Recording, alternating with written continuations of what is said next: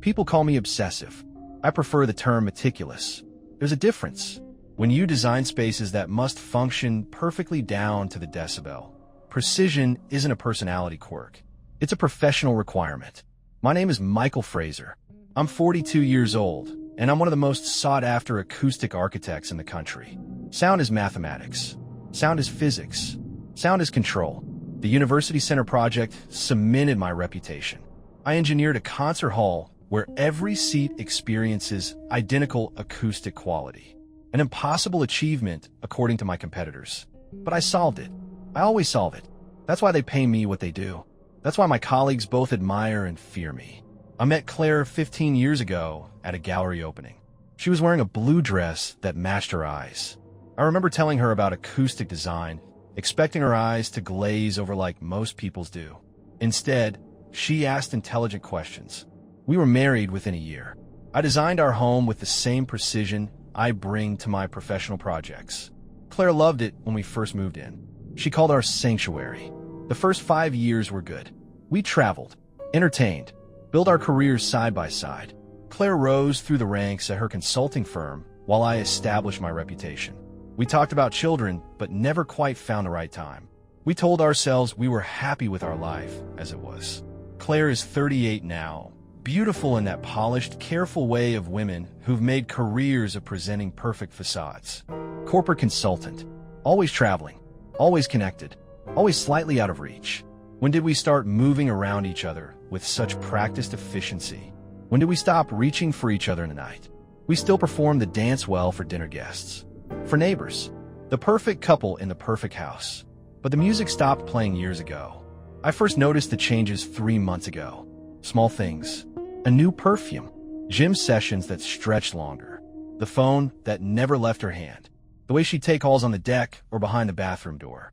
Claire has an anxiety disorder, developed after a home invasion in her 20s before we met. Loud noises, unexpected sounds. They trigger episodes. I've always been careful about that. Designed our home with sound dampening features. Created a safe space for her.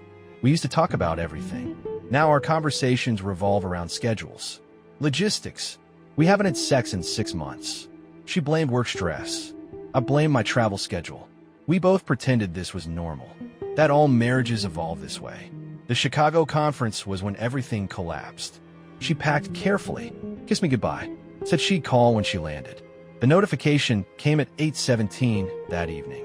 A charge at the Westlake Hotel. Local. 15 minutes from our house. I drove there, parked across the street. Room 312. I waited in my car. 3 hours and 22 minutes. Documented times. Then they appeared on the balcony. Claire in a dress I'd never seen. His hands on her waist. Her head thrown back in laughter. I photographed them with hands that didn't shake. They moved inside, but left the curtains open. I watched through binoculars as he unzipped her dress, as she unbuttoned his shirt with practiced ease. This wasn't their first time. My wife straddled him on the hotel chair. He lifted her, carried her to the bed where she spread herself open for him. I documented it all. They moved with an intimacy that was both foreign and familiar. I watched my wife climax twice before he finished. Watched them collapse together. Watched them laugh and whisper and touch. I didn't confront them. I drove home, accessed our security system, discovered she'd brought him to our house 7 times while I was at project sites. I found messages going back 8 months, plans for weekends, jokes about my obliviousness, complaints about my perfectionism, my coldness, my obsession with work. In our bed, in the shower I designed with perfect acoustics. I didn't sleep that night, or the next. I restructured my understanding of reality. I rebuilt the narrative of my marriage with new information. Claire returned from her conference with souvenirs and stories. I smiled, asked about her presentations, watched her lie with impressive skill. That night I began my research. Acoustic engineering applications beyond what I'd done professionally. Psychological effects of sound on anxiety disorders. Infrasound, resonance, recording equipment. I identified frequencies that trigger anxiety responses. I studied Claire's schedule, her sleep patterns, her routine.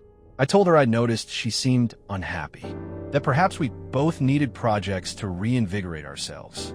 The relief in her eyes was palpable. She agreed enthusiastically. I suggested renovating parts of our home. My healing project. I joined online support groups for cheated-on spouses. Posted about my journey toward forgiveness. Created the digital footprint of a man working through pain. Nights I worked in my office. Designing, planning, calculating exact measurements for hidden chambers. Developing timer systems programmed to Claire's schedule. Recording specific phrases I'd heard her say to him on the phone. When she was with him, I installed the first speaker in our bedroom wall. Tested it when she returned. A whisper at 3:14 in the morning. So faint she thought she dreamed it. I watched her stir, saw the momentary confusion, pretended to sleep deeply. The power was intoxicating. I've been working methodically. I've recorded Claire's voice from our security system. Her moans with him, her whispers, her laughter that wasn't meant for me. I've layered these with my own recordings. Created a soundscape of intimacy and violation. I've been asking Claire casual questions about sounds. Planting seeds. I've designed exactly where each speaker will go. One in the bathroom wall, one in the kitchen ceiling, one in the living room floor. Each will connect to a sophisticated timer system. 2 weeks after her Chicago trip, I found them together again through text messages. She told him I was clueless, that I suspected nothing. Last night, I arranged a surprise anniversary dinner. Watched her squirm with guilt as I toasted to many more years of honesty and partnership. Watched her check her phone under the table.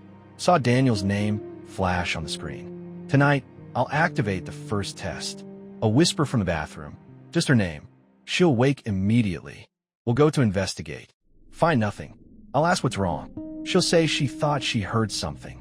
I'll mumble sleepily about old houses making noises. I'll lie awake long after she falls back asleep. Planning, calculating, perfecting. The progression will be carefully planned. Week 1 just whispers. Her name, fragments of sentences. Always between 3 and 4 a.m. when anxiety responses peak. Week 2, I'll add subtle creaking sounds. Footsteps, brief snatches of conversation that cut off abruptly.